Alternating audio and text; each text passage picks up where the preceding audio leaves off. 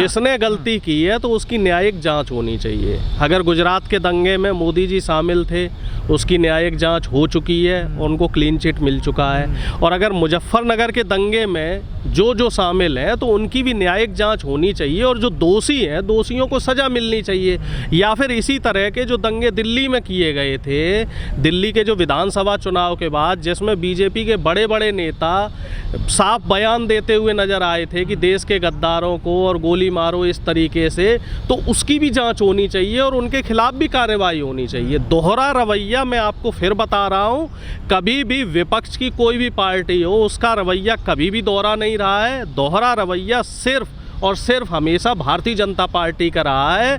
इन्होंने जो इनके पक्ष में काम करते रहे हैं उनको तो इन्होंने माथे पर बिठाया है, और जो इनके विरोध में रहे हैं उनको उनके साथ हमेशा इन्होंने दमनकारी नीतियां चलाई हैं। चाहे वो कपिल मिश्रा हो, चाहे वो अनुराग ठाकुर हो, ये लोग असंवैधानिक भाषा का इस्तेमाल करते हुए पाए गए, लेकिन इनके खिलाफ आज तक कोई कार्रवाई नहीं हुई।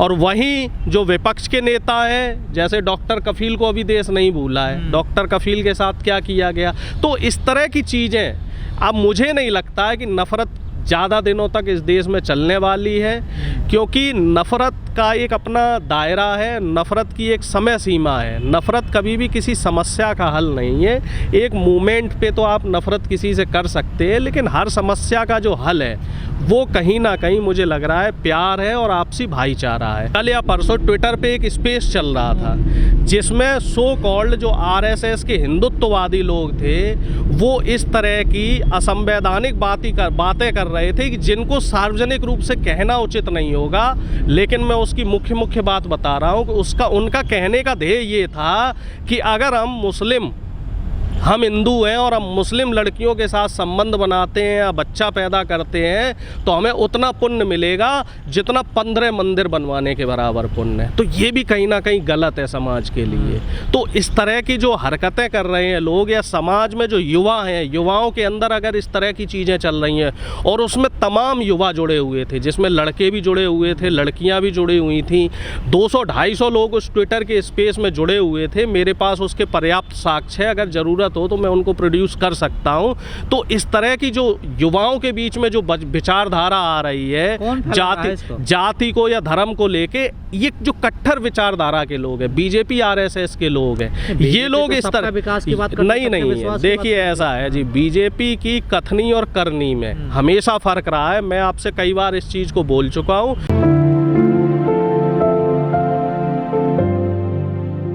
भाई देखिए, एक चीज़ हमें स्पष्ट तौर पे समझनी पड़ेगी कि अब देश की जनता नफ़रत, दंगे और हिंदू मुस्लिम जो राजनीति है इस पे बात नहीं करना चाहती है।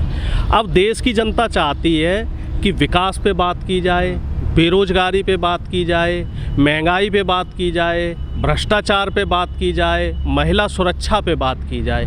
कल भी आपने देखा होगा, कल परसों जो एनटीपीसी रेलवे का रिज़ल्ट आया और उस रिज़ल्ट में कितनी धांधली निकल के आई हैं। लाखों छात्रों के भविष्य के साथ खिलवाड़ किया जा रहा है, और समूचे भारत में चाहे वो किसी भी जाति का युवा हो, किसी भी धर्म का युवा हो, सब मिलजुल के विरोध कर रहे हैं। तो हमें इन जाति और धर्म से ऊपर निकल के आना पड़ेगा।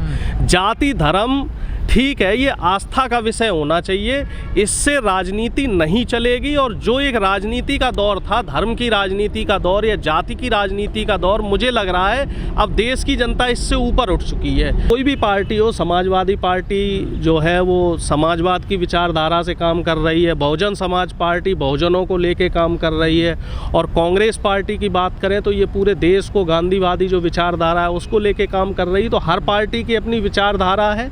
हाँ, इस देश को दिक्कत है तो भारतीय जनता पार्टी की जो कट्टर विचारधारा है उससे है, या फिर जो इस समय ओवैसी जी की जो पार्टी वो भी कहीं ना कहीं एक कट्टरपंथ को बढ़ावा दे रहे हैं। तो देश में जितनी भी कट्टर सांप्रदायिक विचारधारा की जो पार्टियां हैं उनसे देश को खतरा है, क्योंकि सांप्रदायिकता कट्टरता या फिर धार्मिक कट्टरता ये जो है वो इस समय देश के लिए नहीं, पार्टी कट्टर है और उसी तरीके से वो जनता को कट्टर करना चाह रही हैं और उसी तरीके से वो जनता की मनोदशा को बदलना चाह रही हैं। बीजेपी सिर्फ कहती है कि सबका साथ और सबका विकास और सबका विश्वास, लेकिन जब करने की बात आती है तो सिर्फ अपनों का विकास करती है और अपनों पे ही उन्हें विश्वास है। आप बताइए, राजनाथ सिंह के पुत्र हैं, अगर हम यहाँ नोएडा विधानसभा की बात कर लें तो राजनाथ सिंह कहाँ के रहने वाले हैं? मिर्ज़ापुर के, ठीक है। तो उनके बेटे को पहले तो टिकट ही नहीं मिलनी चाहिए थी, ऐसी कौन सी योग्यता थी जो टिकट मिली? जो भाजपा कहती है ना कि हम परिवारवाद में, वंशवाद में विश्वास नहीं रखते हैं, और फिर अगर टिकट मिल गई तो नोएडा में उन्होंने ऐसा कौन सा काम कर दिया जो उन्हें रिपीट किया गया?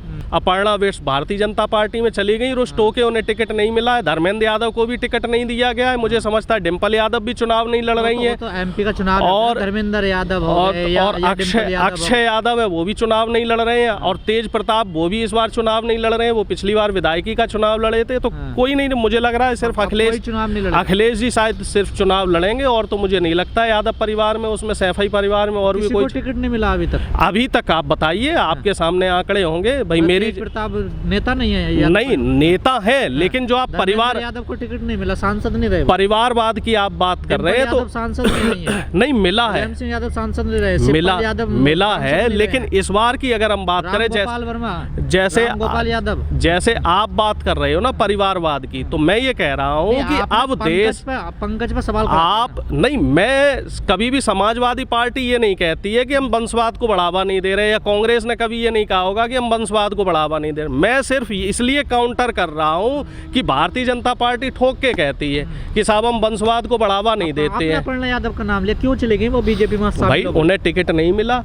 अब वो उनकी योगी आदित्यनाथ जी से नज़दीकी हैं, चूंकि दोनों लोग उत्तराखंड से रहने वाले हैं। देखिए, मैं एक चीज़ ये मानता हूँ, ये उनका पारिवारिक मामला है, ठीक है, तो मेरी उसमें टिप्पणी करना मैं तो उसमें उचित समझता नहीं हूँ। लेकिन जहाँ तक मैं समझता हूँ कि उनका पारिवारिक मसला है, और परिवार और राजनीति दोनों अलग चीज़ है। अपर्णा बिष्ट की अगर बात की जाए तो उनका राजनीति से कोई बहुत ज़्यादा सरोकार नहीं है। हाँ, उनकी राजनीतिक महत्वाकांक्षा है। डिम्पल क्या है? योगी आदित्यनाथ जो है, योगी आदित्य लगाओगे, उनका सरनेम क्या लगाओगे? किनका?